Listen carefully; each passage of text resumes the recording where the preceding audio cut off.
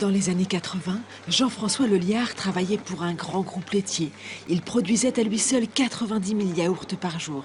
Et puis il en a eu marre, il est rentré chez lui dans les Côtes-d'Armor et il a racheté une ferme. Tout était vide, il n'y avait plus rien dessus, plus de matériel, plus d'animaux. Il fallait démarrer à zéro en fait. Pour démarrer à zéro, j'ai acheté une vache. Une vache qu'on a appelée Ukraine à l'époque. Et donc on a commencé avec une vache. Avec le lait de cette première vache, Jean-François a fabriqué ses premiers yaourts qui lui ont permis d'acheter un deuxième, puis un troisième bovin.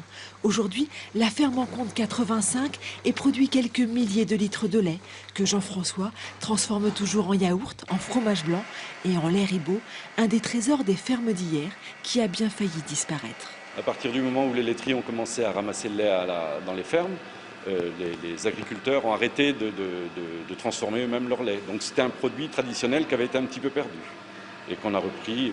Dans les fermes d'autrefois, on appelait les ribots le petit lait issu du barattage du beurre. Le breuvage se conservait, mais virait parfois un peu à l'aigre. Dans sa recette, Jean-François ajoute simplement des ferments au lait de ses vaches. Puis il brasse et laisse le lactose se transformer en acide lactique pour un lait ribot authentique, mais plus doux. On est sur un marché niche, donc on ne cherche pas du tout ni la concurrence. Bon, au niveau des tarifs, on n'arrivera jamais à faire les tarifs d'un industriel non plus. Donc on essaye de s'adresser à une clientèle qui a envie de retrouver en fait des produits traditionnels. Traditionnels, pour ne pas dire de qualité, mais la qualité est un bien grand mot, mais des produits traditionnels au moins. Voilà. Le lait ribot se déguste avec des galettes de blé noir, des pommes de terre. Souvent, des clients téléphonent au Crollois et parlent à Jean-François de leur grand-mère, des images qui leur sont revenues en mémoire quand son lait ribot a taquiné leurs papilles.